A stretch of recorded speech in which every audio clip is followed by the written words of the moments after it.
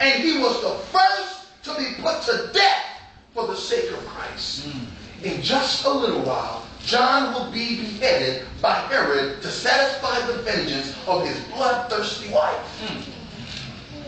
John becomes the very first martyr for the sake of Christ. Amen. But the cup that he tasted is the same cup that Jesus had to drink down to the dregs. Yes. Finally, this word, scandalizo, being offended, falling away, stumbling, is used to describe end-time Christians. Matthew 24 and 9 and 10. Then you will be handed over to be persecuted and put to death, and you will be hated by all nations because of me. At that time, many will fall away from the faith and will betray each other. This message then is especially important for us, Christians living in the last days, in the time of the end. Our faith will be tested. Even now, it is being tested. Yes.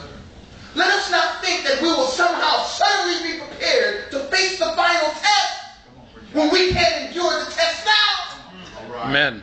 If we can't walk with the footmen, how will we go with the horsemen? And how be it at the swelling of the Jordan? If we can't deal with the bumps and bruises now, Come on.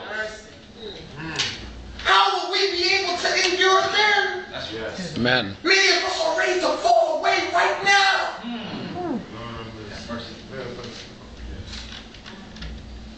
But only those who are rooted and grounded in the word of Christ will have what it takes to endure. Only those who have embraced the full message of Christ that includes suffering. Do you hear me today? Yes, sir. Yeah. Amen. Only those who accept the full message of Christ that includes suffering. Are you ready to suffer today? Yeah. Our instinct is to avoid suffering. Yes. But following Jesus, it is not a matter of if suffering will come. Come on. It's a matter of when and Yes, how sir. much. Amen. So true, Bishop. And it's so unfortunate that the average Christian is unable to study and apply the word for themselves. Instead, they depend on some preacher That's right. to provide it for them.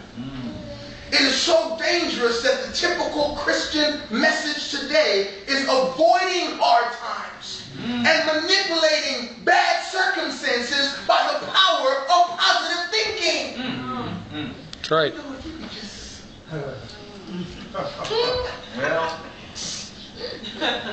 Well, think about good things.